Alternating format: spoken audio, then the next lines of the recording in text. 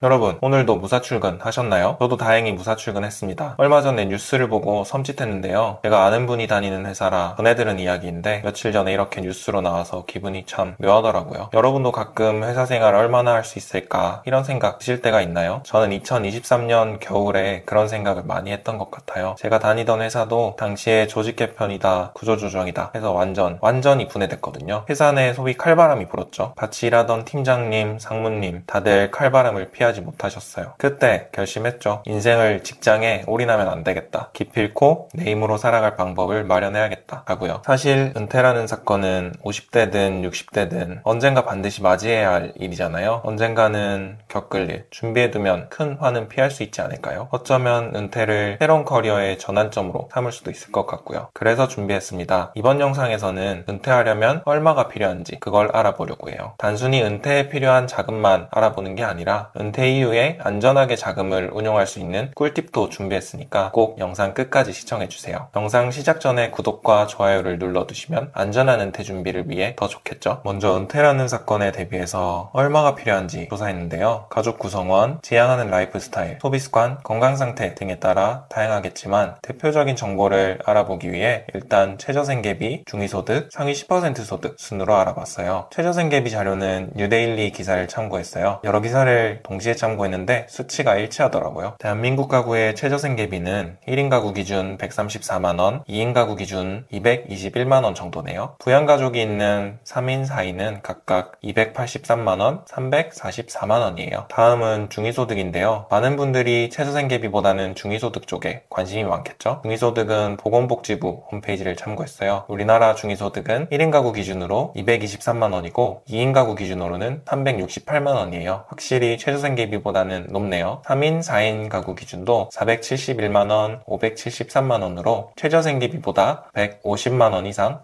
높습니다. 은퇴 이후에 중위소득 정도를 안정적으로 확보할 수 있다면 충분히 여유로울까요? 제 기준에는 그럴 것 같은데 여러분은 어떠세요? 그래도 조금 아쉬워서 대한민국 상위 10% 가구 소득을 추가로 알아봤어요. 대한민국 상위 10% 소득을 알아봤는데 한겨레 기사에 따르면 연소득 기준으로 1억 9,042만원이네요. 월로 환산하면 1,587만원 정도 돼요. 네, 정말 부럽네요. 저도 열심히 달려야겠다는 생각이 듭니다. 조사한 생계비와 소득을 표로 정리하면 이렇게 되는데요. 제가 미리 슈드 기준으로 필요한 자금을 정리해왔습니다. 슈드 배당률을 3.33%로 계산하면 최저 5억 7천에서 67억 9천까지 스펙트럼이 엄청 넓네요. 중위소득 3인을 기준으로 하면 20억 정도가 필요하네요. 상위 10% 소득을 배당으로 만들려면 67억 9천. 와, 어마어마한데요? 심지어 연 8,400만원 이상부터는 금융소득 종합과세로 추가 납부가 필요하기 때문에 실수령 기준으로 상위 10% 소득에 도달하려면 훨씬 큰 금액이 필요하겠네요. 금융소득 종합과세 추가 납부가 발생하지 않는 최대치인 연 8,400만원 정도도 충분히 귀족은퇴 아닐까요?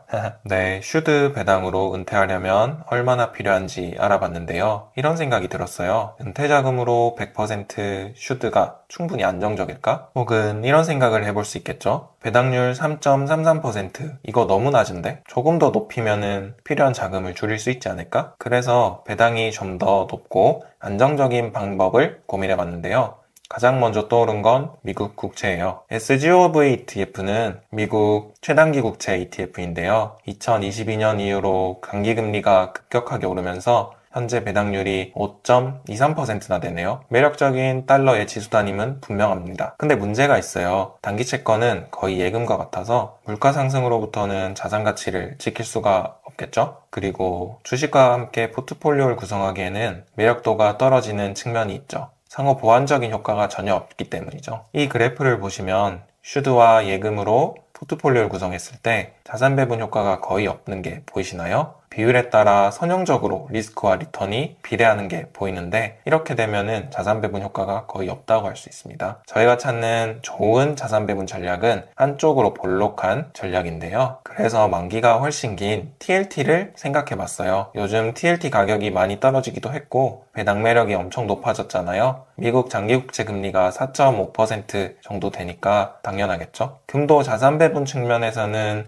굉장히 매력적인 자산인데 배당 자산이 아니기 때문에 은퇴 설계에 높은 비중으로 편입하기는 부담스러운 측면이 있겠죠. 그래서 일단 TLT를 안전자산에 편입해보고 테스트를 진행해봤습니다. 슈드와 TLT를 돌리고 섞고 돌리면 이런 그래프가 그려지는데요. 현금과 슈드 조합으로는 볼 수 없었던 이런 안쪽으로 볼록한 그래프가 그려지네요.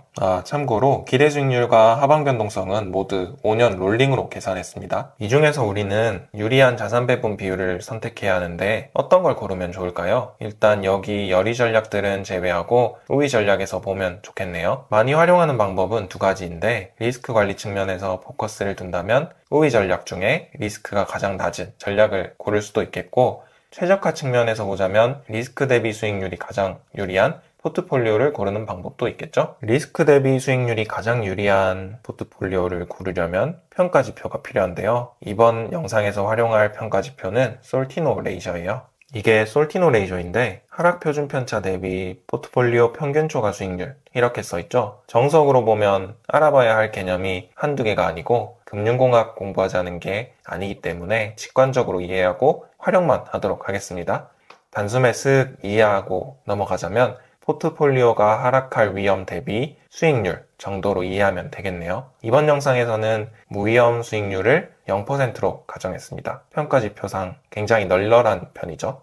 솔티노 레이저 기준으로 최적 비율을 계산해보면 6대4 포트폴리오를 여기 이 지점이 되겠네요. 근데 뭔가 좀 이상하지 않나요? 리턴이 이렇게 높은데 변동성이 너무 낮은 것 같죠? 네, 그거는 2011년부터 2024년까지 백테스트를 했기 때문이고 테스트 기간이 너무 짧기 때문이에요. 테스트 기간 동안 슈드와 TLT의 추이를 보시면 슈드가 매끄럽게 우상향하는 게 보이시나요? 그렇다 할 쇼크가 없었기 때문인데요. 지난 영상에서 제가 1억을 손해봤다고 말씀드린 여기 금리 쇼크가 잠깐 스치고 간 것을 제외하면 큰 폭의 하락이 없었죠. 반면 금리 쇼크 영향을 정통으로 맞은 TLT는 완전히 내려앉았는데요. 결과론적으로 보면 TLT는 안전자산으로 편입할 매력이 거의 없었던 것 같아요. 실제로 5년 롤링 리턴의 분포를 봐도 TLT를 넣은 긍정적인 효과가 거의 안 보이는데요. 그냥 이 그래프만 봐서는 슈드가 짱짱맨처럼 보이네요. 롤링 리턴을 시계열로 그려봐도 마찬가지죠. 슈드를 100% 담았을 때 수익률이 항상 TLT를 함께 담았을 때보다 높네요. 최저 포트폴리오라는 6대4 비율과 비교해도 그냥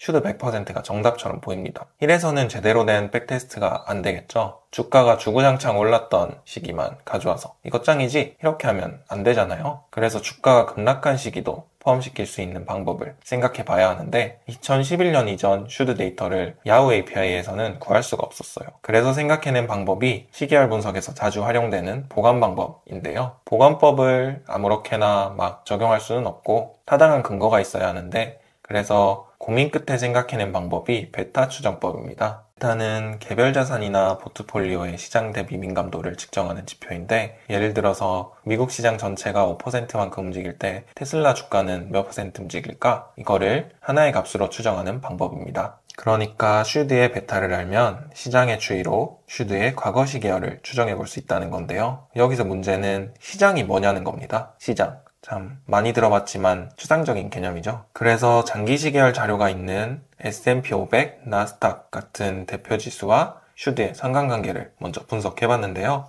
알려진 것과 같이 주식형 ETF와 지수들의 상관관계가 꽤나 높게 나오는 게 보이시죠? 특히 슈드는 S&P 500 지수와 상관계수가 0.91%나 되네요. 그래서 이번 분석에서는 슈드의 시장을 S&P 500 지수로 가정하고 베타 추정법을 적용해서 과거 시계열을 구했습니다.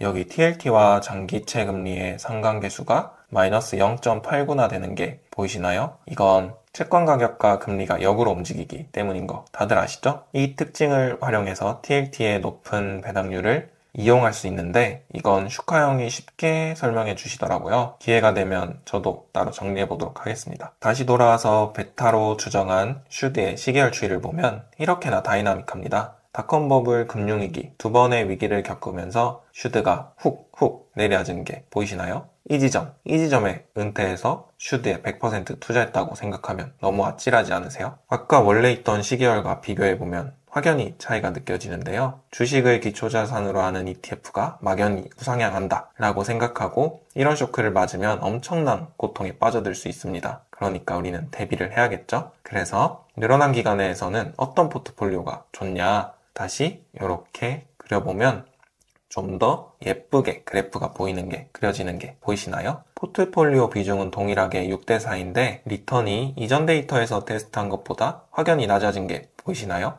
여기 비포 2011년까지만 있는 데이터보다 여기 애프터 2000년부터 지금까지의 데이터로 분석한 게 좀 더 현실에 가까울 수 있습니다. 최소한 막연히 기대하고 막 두드려 맞는 것보다는 미리 대비해서 준비해뒀는데 그것보다 좀 더 좋은 결과가 나왔다. 이게 더 좋잖아요. 5년 롤링 리턴의 분포도 아까 전과 사뭇 다르죠? 슈드의 경우에는 5년 내리 투자를 해도 손실을 보는 경우가 꽤나 있는데 TLT를 어느 정도 섞으면 그런 일이 확실히 줄어드는 게 보이시죠? 최적 포트폴리오는 5년 손실 구간이 아주 약간 있네요. 롤링 리턴을 시계열로 그려봐도 그게 보이는데요. 슈드의 수익률 변동폭이 이렇게나 다이나믹한데 최적 포트폴리오의 수익률 변동폭은 상대적으로 평온한 편이네요. 여기 지점에 투자를 했으면 음수 지점인 이유가 금융위기를 맞기 때문이군요.